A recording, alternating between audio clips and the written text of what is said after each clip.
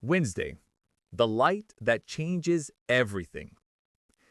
Have you ever been in a completely dark room, just fumbling around, unable to see what's right in front of you? That feeling of disorientation, that's what spiritual darkness is like. It's a state where we can search and search, even through good things like the scriptures, but still miss the very source of life we're looking for. The darkness can cover our world and our own hearts, creating a barrier that we just can't overcome on our own. But the Bible gives us the answer.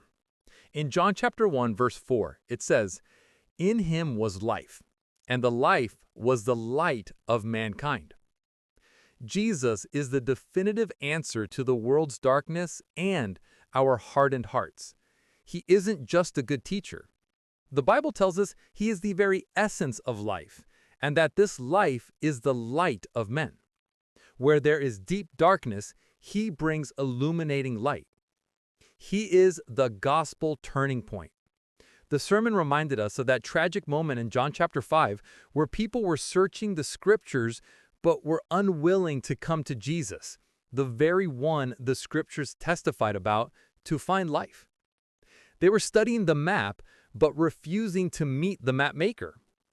This is the beautiful work of the gospel.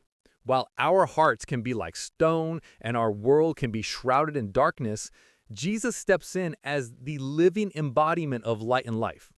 The freedom we all long for isn't found in a set of rules, but in a person. As it says in 2 Corinthians chapter 3, verse 17, "Where the Spirit of the Lord is, there is liberty." Jesus, through his Spirit, removes the veil from our hearts and brings us out of darkness and into the glorious freedom of his light. He doesn't just show us the way out, he is the way out. Let's reflect on this. When has your life felt like a dark room? And how did the light of Christ make a difference?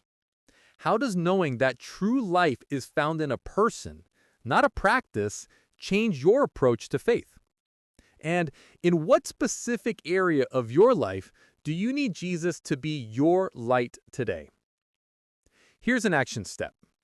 Think of a dark or confusing situation you're facing.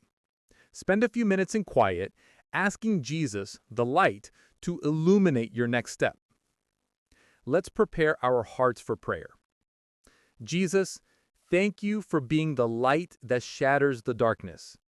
Forgive me for when I search for life in other places.